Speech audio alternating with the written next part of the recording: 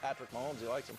Meanwhile, despite a great performance, Shedeur does not move up the depth chart. Is this something at all? Maybe. Something silly. Okay.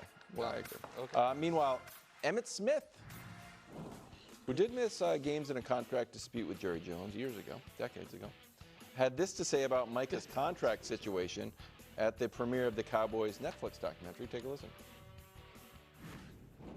I just hope Parsons get his deal done. Right. Because for me, it's more important to have all this business stuff behind you. Right. So the team itself can start to do the things that they came here to do. They came to training camp to work on what? Right. Come together as a team. Forging the hood as a brotherhood. Building the chemistry that they need to build. And that, all the other distractions need to be gone. Right. So you can focus on what you need to focus on. I've got terrible news for you, Emmitt. How does Micah's negotiation impact week 1? Go ahead. I mean, I think it's, at the moment, disastrous. Yeah. Yeah. I mean, the Cowboys don't have a lot of paths to go into Philly and win. But all of them involve a game-changing defensive play. You know what I like? That's probably a little hyperbolic to say that's the only way they can win, but A Jalen Hurts forced fumble would certainly go a long way. strip sack that you scoop and score, or a tipped pass at the line of scrimmage that you then Philly needs to have some errors, and Philly is not a self-inflicted error type of team. You know what I mean? They need to be forced errors. Under 30. And so, Yeah, I mean, as long as they're not 30 throwing the passes. ball Keep it under away. 30. Yeah, exactly. And so there is that tangible on-the-field impact to week 1.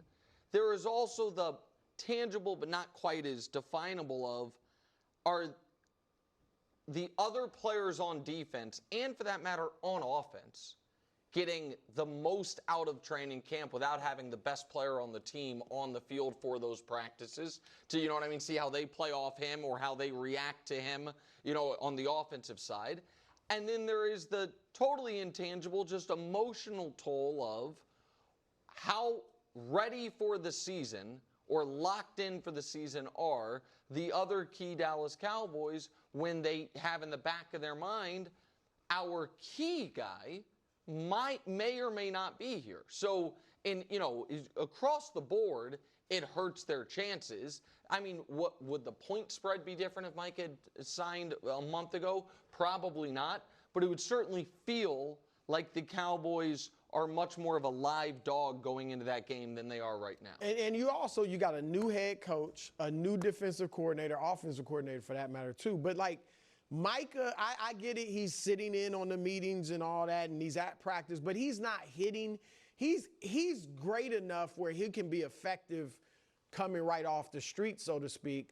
But it is going to hurt them that he's not getting these reps now. They're going to get pummeled in week 1. Pummeled? Yeah, because I think Philly, I mean, it's a division rival like Philly. Of course you want to beat the heck out of Dallas, all right? So they don't want to just win. They want to destroy them. It's in Philly. Realistically, if they're 2-2 after week 4, because they're at Philly, then they have the Giants, which won't be easy, but that's in Dallas, then Chicago and Green Bay. So if they're 2-2, and Micah's rounding in the form, I think that's good for them. But it could be worse than 2-2. And you guys are right from the practical perspective of if you haven't practiced and then you haven't played in any preseason games, and then let's say they do sign him right before the start of the season, you go into that game 1, there's a risk of a soft tissue injury because the intensity level ramps up so much. Then you have to figure out how much do you play him in that game. That's what I was going to say. Is he on a pitch count in that game? Well, he might be on a pitch count. Then he's been sitting in the meetings, but is he a reps learner? Does he need to be part of the defense to really understand where he fits? And so how well does he understand the defense? And then the flip side of that is how well does Matt Eberflus, the new defense coordinator, really understand the best ways that Micah fits into the defense? Right. So that's another component of it. And it'll be a boost from a morale perspective if he signs, and he's going to be better than, the alternative. And to go through another camp, we do this every year with Dallas, to go through another camp, what Emmitt said is real. It's a distraction. People are worried about the wrong things as opposed to being focused on moving forward with a new head coach, a new system, and being able to be at your best going into week 1, as opposed to another year of this. Go ahead. No, go. It's also, when you look at the other guys around the league that are holding in or are not around, James Cook is a position that the whole league is hesitant to pay. You know what I mean? He's only really had one A+ year. I think he has clearly outperformed his contract, but if I were running the Bills, I really wouldn't want to pay him. You know what I mean? So I understand that conflict. Cam Hayward is one of the oldest players in the league. Got a contract adjustment a year ago, you know what I mean? And now is like, hey, I was an All-Pro. I'd like more money again. Now you understand, and again, I'm basically universally on the player's side, but I understand the series being like, you know what I mean? Like, do we really want to pay this now for a guy in his late 30s? Earmuffs, Wilds. Trey Hendrickson, to Coach's point, did recently get a new contract, and the Bengals paid a bunch of other people, and it was pretty clear for a while they're going to try to hold their ground on at least one of these guys, and he's the odd man out.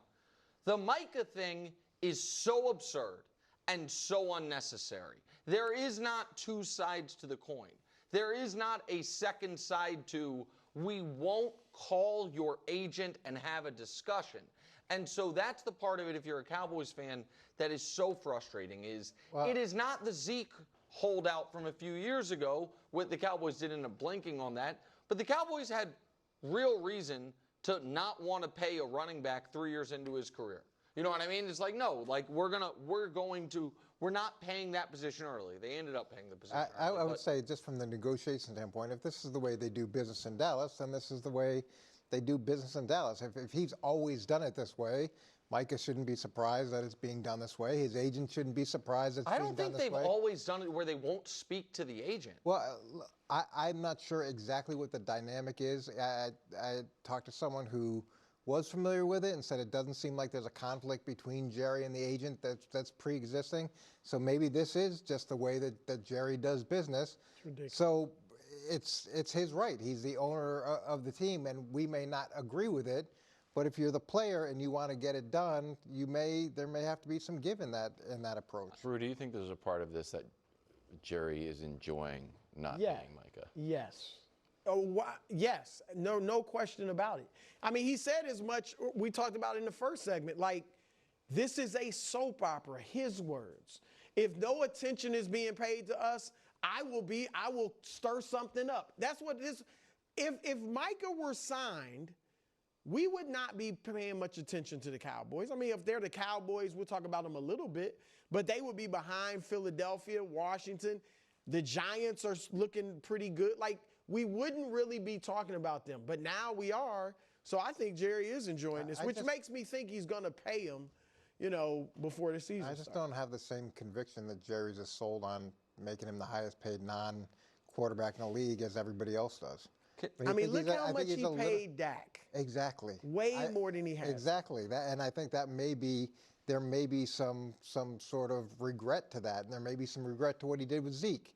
So now here we are again, and he might be thinking, is this really what I want to do? Or do I want to maybe think not just in terms of this year, but moving forward, having some flexibility to build the team? I still think you talk to the agent. That's the piece of this that is, to me, indefensible. It is if his position was, I'm not paying this player, then he wouldn't have sat down with Mike and agreed to pay him. You got it right. You know what I mean? Like, see, according to Jerry's own words, you would be amazed at how much I agreed to pay Micah. I overextended myself in that conversation in March. I pay everybody. In March, he thought, according to the Cowboys, they thought they had a deal done with the player. To then go from that to, we will not call your agent, which to me feels like a weird power thing, which is no. I'm Jerry Jones and I don't have to. Yeah. And I don't think it's a weird. I think it is a power thing. Yeah. And so and the reality is he's Jerry Jones and he doesn't have to. Well, he owns the team. It's not like we're dealing with the GM that you can go to the owner and say, go over his head. You can't go over his head. And if this is how he wants to do business, he may be wrong and we may all disagree with it. But the question is, can you find some workaround to get this done? Micah's got to buy the team. It's going to be hard with us. Oh, You know what it's like? That new contract. It's like your Franklin Delano Roosevelt Oh story. my God! This guy. Can I tell you something, America? That's I don't know what if I heard Wiles this is story. such Did you hear a this bad story? guy. I didn't. I It's don't not a think bad. so. You it's haven't, not a- he told a 20-minute story about Franklin was- Delano bro, Roosevelt's painting. Bro, was it Oh. 20 seconds? The quote from FDR to Oh, the that painter. that was kind of long. It was It not. was 20 seconds that felt like 4 minutes. That's what it may have felt like. But now you're right. Because who was in charge in that dynamic? FDR. And he's like, you know what? I'll get painted when I want to be painted. And eventually Jerry Jones will come down those White House stairs and say, This guy. now's the time, Micah.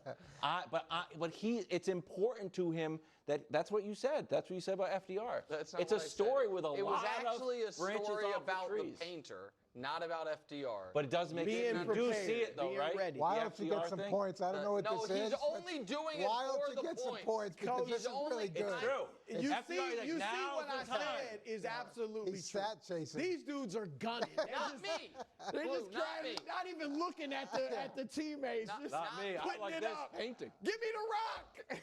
Drew and I are trying to win. Right, we trying to coach it. I'm trying to win this I'm thing. like Jerry Jones. I just Going like the for heat. your numbers.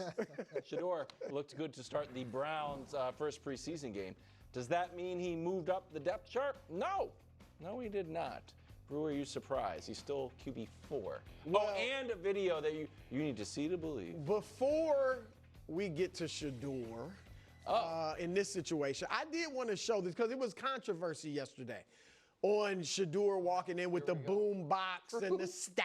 Oh, did you get? Yeah, People were correcting here's the us. vid. People were not this, happy with This our- guy with the wooden sickle is a Browns player, Tony Brown.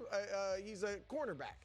And he always walks around with this sickle. It's a wooden sickle. He was barefoot in it. This is before the game. Shador's nowhere to be found. So my point is, he's even done that at Kevin Stefanski's offseason camps. Like, they had the sickle. I don't know if he's been barefoot. But so my point is, this is an eccentric teammate that I assume is a friend of Shador's. They I call would've him just asked Crazy him to walk Tony. in separate. They call him That's Crazy I would Tony. have just been like, hey guys, I don't think people know you as well as they know me. So maybe, let's stagger the entries. Yeah, It's That's all. leadership. But we It's don't- embracing a guy that's eccentric. Maybe, he's alone in the locker room. He's saying, "Look, this is my guy. We need Reminds him. me I'm of something embracing John Quincy Adams once said.